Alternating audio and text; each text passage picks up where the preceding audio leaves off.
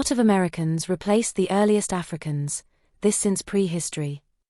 Further Basques and certain Mediterranean people further replaced the earliest Africans, this once more including the oldest African Haplogroup-A, also considered the Adam-Haplogroup, at least twice during the last 2 millennia. It should be clear that this is atypical for any candidate ancestor of all humans. We feature videos about these enigmatic replacements in other videos. This while quite on the contrary, the primary American haplogroups, as well as most of their descendants Mark never seen high frequencies across all continents, this still today, with the direct American descendants R1b and R1a on their own representing the dominant haplogroup of the world. The San people, assumed to be traditionally hunter-gatherers in southern Africa, show a diverse range of Y-DNA haplogroups, including those within the Y-DNA-E haplogroup, specifically E1b1a and E1b1b.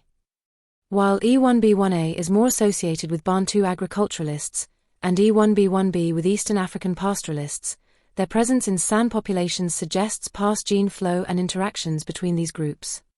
Specifically, the deepest mtDNA clades known among modern humans, L0d and L0k, are commonly found in high frequencies within co-San populations. Male E interact with female San people. Mummies and North Africans are out of Americans. For us of origin of existence, the Y-DNA haplogroup DE, including its descendants, like also Y-DNA-E, is out of American from origin, similar to what is provingly also the case with Y-DNA-R. But differently than in the case of Y-DNA-R1b, which also is found amongst the Mummies, as well as amongst the Berbers and other North Africans, and clearly arrived through Atlantic expansions, these Y-DNA descendants, apart from having arrived through Atlantic expansions, could also have had their more immediate root and cradle somewhere along the Austronesian expansion, possibly in Australia and Papua New Guinea, which became sole during ice ages because of much lower sea levels, Sulawesi, India, and/or Mesopotamia. Interestingly, as expected, the Berber-speaking populations of North Africa also carry Y-DNA R1b. In any case, even considering the whole world, Y-DNA R1b has its candidate root and cradle are one only in the Americas.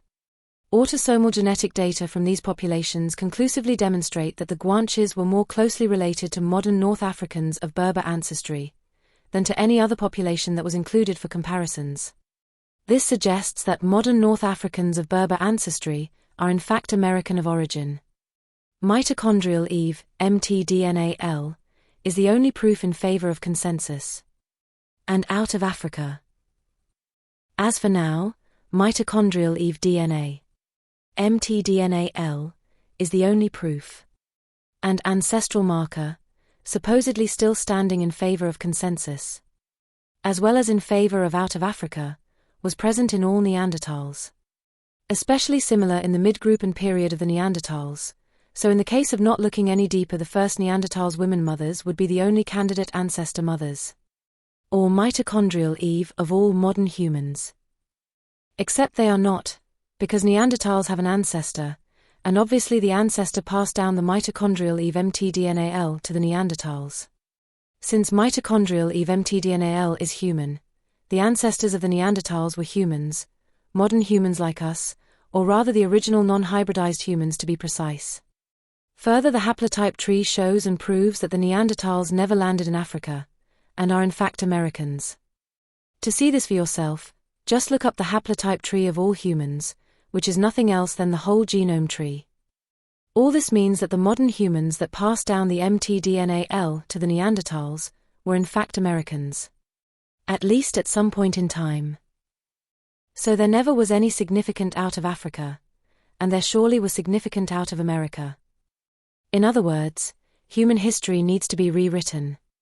In fact, it already is rewritten, it only needs to be recognized. Based on modern science and ancient DNA research, human history needs to be rewritten, and that's so from scratch. What you see in the haplotype tree is the ancestor of haplotype B006, which includes the Neanderthals and the Denisovans. While the ancestor of haplotype B006, with mtDNA-L of course, is not yet the probably even deeper ancestor of all humans, that does not carry mtDNA-L, simply because mtDNA is too young to be the ancestor of all humans. Since the haplotype B006, that most probably includes Homo erectus, is at least 2 million years old.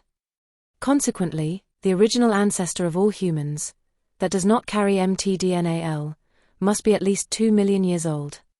Modern humans with mtDNA-L that also present prehistoric Y-DNA were found in South America. So what we could not find in Africa.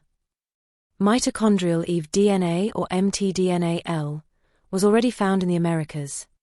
In fact, mitochondrial Eve DNA or mtDNA-L is mapped out for the whole of South America. mtDNA-L in the Americas is presented in other videos. As explained in our videos, Atlantic expansions carried American mtDNA-L, especially L3, to Europe and Africa. The same mtDNA-L, especially L3, is not significantly found on the by consensus hypothesized routes over land from Africa to the Americas through the assumed Beringia land bridge standstill, nor in North America.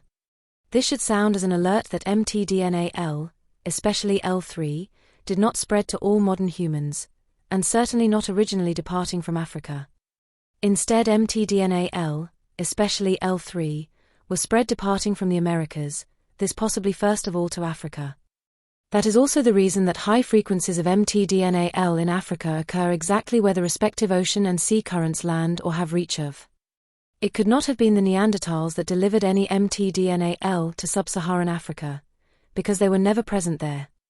As a side note, sub-Saharan Africa lies in the line and range of most of the oldest and most important gyres and currents in the world, so it should have received Neanderthals and Archaics in general as one of the first, especially so because of the proximity and lack of obstruction between the Neanderthal range and any part of Africa, even more so since finds of earlier, and especially the youngest Neanderthals were in Gibraltar.